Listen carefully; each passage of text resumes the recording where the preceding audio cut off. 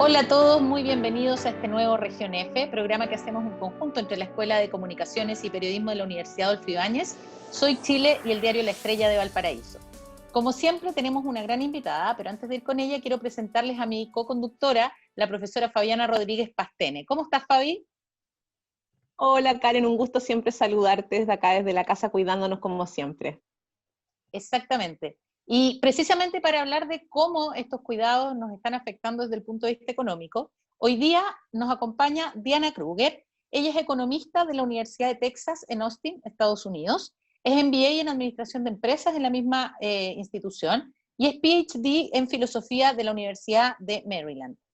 Ella fue profesora visitante del Departamento de Economía en Dartmouth College y consultora en distintas entidades internacionales como el Banco Mundial, la CEPAL y el Banco Interamericano de Desarrollo. Fue profesora asociada de Economía en la Universidad Católica, presidenta de la Sociedad de Economía de Chile y desde 2010 es profesora de Economía en la Universidad Adolfo Ibáñez. Sus líneas de investigación apuntan al trabajo infantil, la maternidad adolescente y la escolaridad, y además es investigadora en el Centro de Estudios de Conflicto y Cohesión Social, COES. ¿Cómo estás, Diana? Bien, Karen, qué gusto verte. Qué bueno, y hoy día parten las preguntas la Fabi. Hoy día empiezo yo, querida Karen. Bueno, Diana, la idea, como comentábamos, ¿verdad? Un ratito atrás, fuera de cámara, es ir aterrizando. O sea, hay un montón de cifras que entrega el Banco Central, organismos internacionales, se dio a conocer la cifra del IMASEC, lo que hablamos también, el desempleo sigue en aumento, pero no solamente en nuestro país, sino que también es una crisis, como decía Karen, que está afectando al mundo entero. Pero para que la gente en la casa entienda, ¿cómo se puede como aterrizar, ¿ya?, esta situación económica en lo concreto? ¿Cómo afecta a la persona en el fondo de a pie esta situación económica y hasta dónde podríamos quizás un poco vislumbrar el futuro inmediato que se avecina, Diana? Bueno, primero quería darles las gracias por la invitación a este programa. Es un gusto estar acá y poder compartir desde mi disciplina, mi visión, también como persona ciudadana de la calle, como estábamos diciendo. Para contestar tu pregunta, la situación que estamos viviendo es una situación bien particular porque tenemos múltiples cosas ocurriendo en la economía. En economía a veces hablamos de impactos a la producción o impactos cuando hemos tenido recesiones o crisis en el pasado. Muchas veces esas pueden venir porque los ingresos de las personas están cayendo o porque las empresas están teniendo alguna dificultad. Y en este momento están ocurriendo las dos cosas. ¿Cómo podemos pensar en estas cifras? ¿Qué significa que el PIB caiga o que la tasa de desempleo aumente? Básicamente lo que significa son dos cosas, que las personas no estamos saliendo a comprar, estamos en la casa, por lo tanto no podemos realizar nuestras actividades normales, y eso se dice o se denomina como una contracción de la demanda, pero o está cayendo el consumo agregado a nivel mundial. Y eso a su vez impacta a todas las empresas que producen esos bienes y esos servicios que nosotros compramos. Entonces es un círculo, la economía es un círculo. ¿Cómo afecta desde el punto de vista económico esta pandemia a los sectores más vulnerables y también a la clase media, que en el fondo no tiene el sostén del Estado, ¿no?, detrás?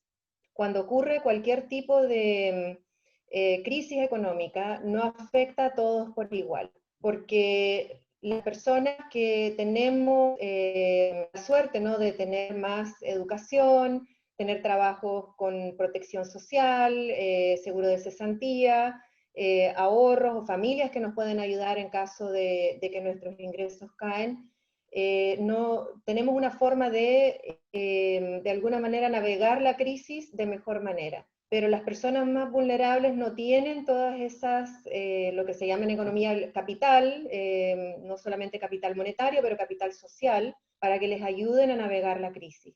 Por mucho tiempo manejamos cierta visión de Chile que había superado la pobreza. Pero la realidad es que todo depende de cómo uno la mide, y la realidad es que en los últimos años, dentro de COES, el centro donde soy investigadora, y en otras instancias, hemos hecho muchos estudios que se ve que en realidad hay más pobreza, Hay una nueva medida de pobreza desde el año 2013 que mide muchas dimensiones, y lo que pensamos que es clase media es una clase muy vulnerable, que con cualquier problema caen debajo de la pobreza y tienen problemas para poder pagar sus cuentas. Si pierden el ingreso no pueden vivir de un mes a otro. Entonces tenemos tanto las personas más marginadas en la sociedad, en los campamentos, que no tienen forma de acceder a beneficios de la ley porque perdieron su fuente de ingreso, y una clase media que en realidad con cualquier crisis ya no es clase media. ¿Crees que esta pandemia va a profundizar aún más esta desigualdad, que ha sido un tema histórico y un problema histórico de la economía nacional? Y también te pregunto si es que acaso aumentar justamente la brecha salarial podría ser una solución, obviamente no la más feliz, pero una solución para evitar desangrarse en la cesantía, donde ya se han perdido muchísimos puestos de trabajo. La gente, como digamos, del 40% más pobre o del 50% más pobre probablemente va a caer en sus ingresos, y las personas del 10% más rico muy probablemente sean capaces de mantenerse ahí. Entonces ahí vamos a tener una distribución de ingresos que va a ser más desigual. Así que yo sí creo que va a aumentar la desigualdad si la medimos como ingresos, ¿no? Porque hay distintas formas de medir desigualdad.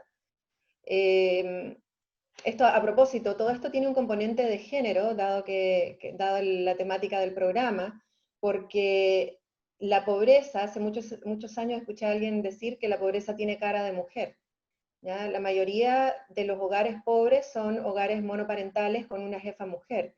Entonces a mí uno de los temas que más me preocupa de esta crisis es que va a afectar de manera desigual a mujeres de ingresos bajos. Y lo mismo en torno a la desigualdad. La segunda pregunta que hiciste acerca de que la crisis no ha afectado a todos de la misma manera, tiene que ver un poco con lo que mencionaba antes, que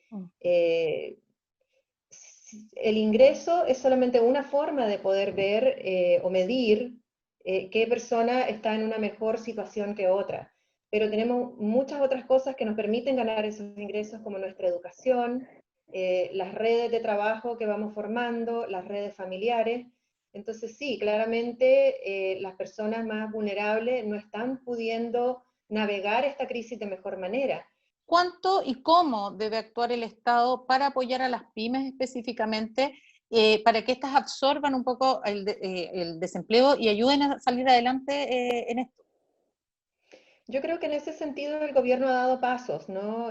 Siempre uno, dependiendo de la visión que tenga uno del rol del Estado, puede creer que puede hacer más o no, pero ha dado pasos facilitando préstamos con condiciones blandas, préstamos blandos para poder financiarse y que no hayan despidos. Chile es un país que ha sido, y yo creo que parte de su desarrollo se debe a que ha sido muy responsable fiscalmente, ¿sí? No es un país que gasta lo que no tiene. Y estamos en una situación que claramente va a recaudar menos en términos fiscales este año, y las necesidades son mucho mayores a los recursos fiscales. Entonces hay toda una discusión ahora de que este es el momento para utilizar el buen crédito que tiene Chile, la buena reputación, el buen categorización de deuda internacional, para que el gobierno pueda entregar más recursos a las pymes y a las familias. Eso, Diana, respecto a las pymes, pero el gobierno también ha tomado otra serie de medidas, algunas como tú mencionabas, que tiene que ver con el tema de la flexibilización de los créditos, pero otras también como las cajas de alimentos, el bono de emergencia, ¿verdad? ¿Te parece que estas medidas han sido, desde tu punto de vista, desde tu conocimiento, suficientes? Porque hay quienes han dicho que son en el fondo soluciones parche, y que, como tú muy bien señalabas en tu respuesta anterior, es como el momento en que el gobierno se meta más fuertemente la mano en el bolsillo, haciendo justamente, como tú decías, ¿verdad?, uso de esa buena reputación, de ese bajo riesgo país, etcétera, etcétera. ¿Cuál es tu evaluación respecto a estas medidas?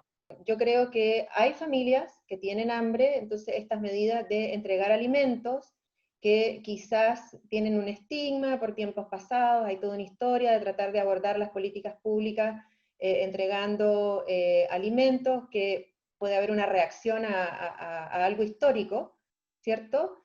y no es la solución de largo plazo definitivamente, pero curiosamente hay un estudio reciente, una encuesta, perdón, que hizo COES con otro centro de estudios de SOC, donde le preguntaban a las personas qué es lo que más ha valorado, y las personas dicen que están valorando estas cajas de alimentos. ¿Qué otra cosa podría hacer el gobierno?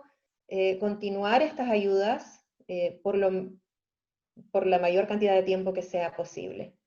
Y yo creo que lo va a hacer. No va a tener ninguna otra alternativa, porque si no vamos a tener una crisis humana de gran escala. ¿Cómo lo ves tú? ¿Chile podría volver a ser un país pobre? Esa pregunta te la voy a responder primero técnicamente y después personalmente. Técnicamente, los pronósticos internacionales no se ven bien. Yo he podido escuchar algunas conferencias internacionales sobre el tema y efectivamente se está proyectando que ya el Banco Mundial la semana pasada publicó un informe que dice que esta es la peor crisis desde la Segunda Guerra en términos económicos, por la interrupción a la economía mundial, esta caída de demanda de bienes y servicios que tiene a su consecuencia que las empresas no venden y por tanto despiden trabajadores. Y también he escuchado a economistas de Estados Unidos que creen que esta crisis va a ser como la Gran Depresión. En cuanto a si Chile va a volver a ser un país pobre, mi opinión personal es que en realidad nunca dejó de ser un país pobre, pero hubo esta creencia por la forma en que se mide la pobreza o cómo se medía la pobreza previamente.